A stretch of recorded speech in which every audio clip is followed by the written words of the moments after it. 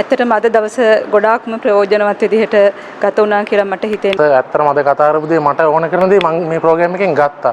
මට දැන් හොඳ කොන්ෆිඩන්ස් ආවා.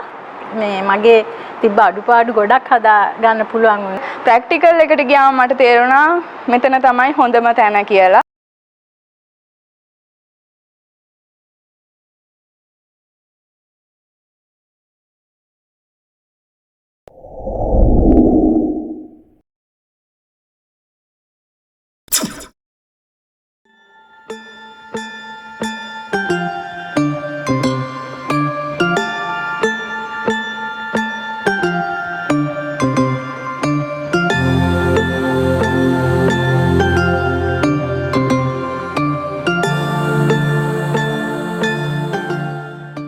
ප්‍රෝග්‍රෑම් එකක් ඇත්තටම පෞද්ගලිකව හරි මේ වගේ ආයතනයකින් කරන එක ගැන මම ගොඩක් සතුටුයි.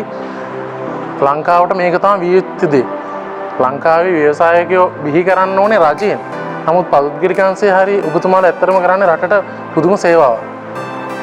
තව කී දෙනෙක්ට හරි ජොබ් දෙන්න මේ ඉගෙන ගත්ත දේ මේ ඉන්න අපේ සහෝදර සහෝදරියෝ යොදාගනි.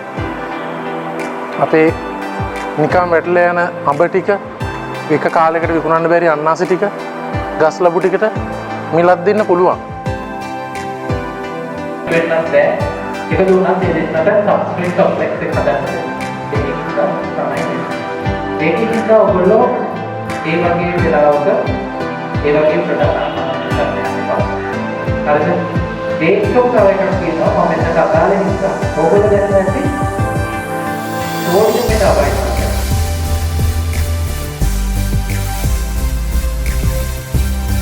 මේ SL ෆුඩ් ආයතනයේ ගුරු බෞතුන්ට අපි හැමෝම විසුදුවන්ත වෙන්න ඕන මේ වගේ ප්‍රෝග්‍රෑම් එකක්. දැන් මම පළවෙනි සැරේ තිබිච්ච එකට සහභාගී වුණා. ඉතින් එතෙන්දී අපි මූලික අඩිතාලමක් වශයෙන් ගොඩක් දැනුමක් ලබා ගත්තා. අද මට තේරුම් ගියා දැන් ඒකෙන් පස්සේ මේ දෙවෙනි එකට සහභාගී වුණාම අර මුලින් ලබාගත් දැනුම දැන් එදා පළවෙනි දවසේ ඉඳන් පොඩි අඩුපාඩු තිබිච්ච තැන් තියෙනවා. මේකට අපිට තේරුම් ගන්න බැරි වෙච්ච තැන්. නමුත් අද ඒක 99%ක්ම දක්වා 100% කිව්වොත් පොඩි හරි අඩුපාඩුවක් තියෙන්න පුළුවන්. 99% දක්වා වර්ධනය වුණා කියලා.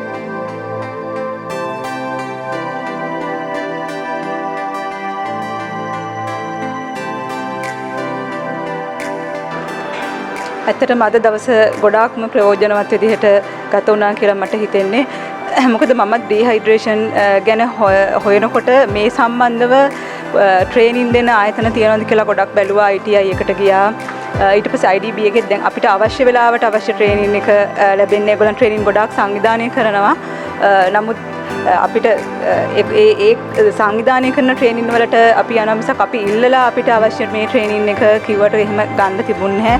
මම දන්න තරමට පෞද්ගලික අංශයේ මේ සම්බන්ධව ට්‍රේනින් දෙන එකම ආයතනය තමයි SL Food කියන්නේ.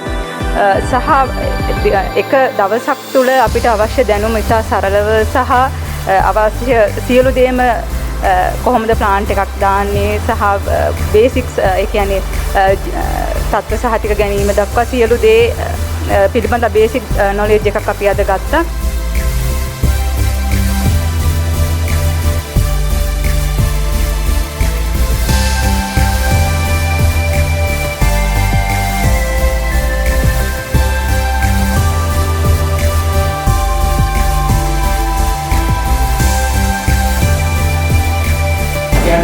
ජලීය මාධ්‍ය.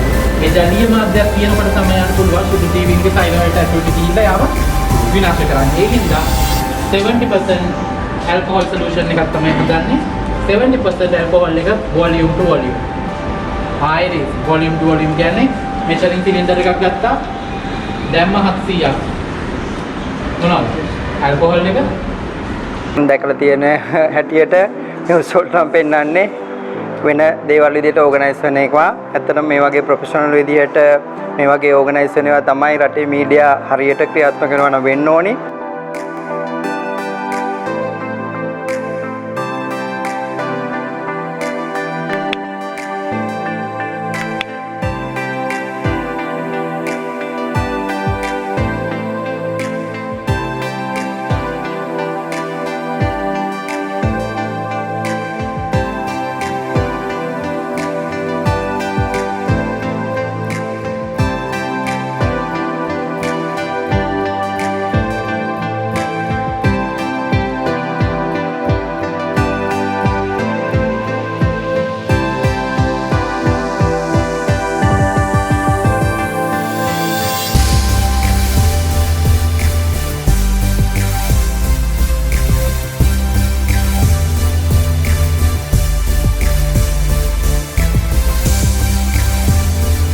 ඉතින් ඇත්තටම ලොකු දෙයක් ගත්තා මේ මම හිතනවා මීට වඩා මේක මේ කොළඹ පදම නැතුව තව කොහෙට හරි ගිහිල්ලා අනුරාධපුරයේ පැත්තට ගිහිල්ලා එහි ගොවියන්ට කරන්න පුළුවන් නම් එතකොට කෙහෙල් ගොවියෝ ඉන්නේ මොන්රාගල ඒ පැත්තට ගිහිල්ලා කරන්න පුළුවන් නම් අර මම අහලා තියෙනවා ඉස්සර යාළුවෝ හිටියා අර කෙහෙ කන විකුණ ගන්න බැරුණාට පස්සේ බස් වලට ගෙනල්ලා එල්ලනවා නිකන් හිසික් කරන් දාන්න නැතුව. ඉතින් ඒ එන කෙහෙල් ප්‍රමාණය මේ වගේ ඩිහයිඩ්‍රේට් කරලා අවුරුද්දක් තියාගන්න පුළුවන්. ඉතින් ඇත්තටම සමාජ සේවයක් විදිහට අපිට පුළුවන් සහයෝගය දෙන්නන්ස මේක ලංකාව පුරා මේ ගවර්න්මන්ට් එකෙන් කරන්නේ නැති වැඩේ හරි ඔයගොල්ලෝ හරි මේ ටෙක්නොලොජි ට්‍රාන්ස්ෆර් එක ගෙනියන්න. ඔය කොච්චර කිව්වත් රජේ මොන ආයතන තිබුණත් මේ මෙහෙවර කරනවා නම් මෙතන ගොඩක් අය මම අහපුවාම රජේ නම් එක එක කියනවා.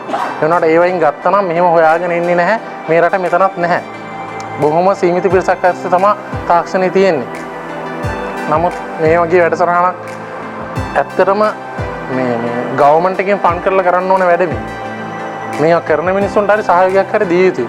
ඉතින් එහෙම මොකක් හරි වෙලා ඇත්තටම මේ දේ තව සාර්ථකව කරගෙන ගිහිල්ලා මේ ඇත්තටම ලංකාවට මේ කරන සේවාව තවත් කරන්න පුළුවන් කියලා මම ප්‍රාර්ථනා කරනවා.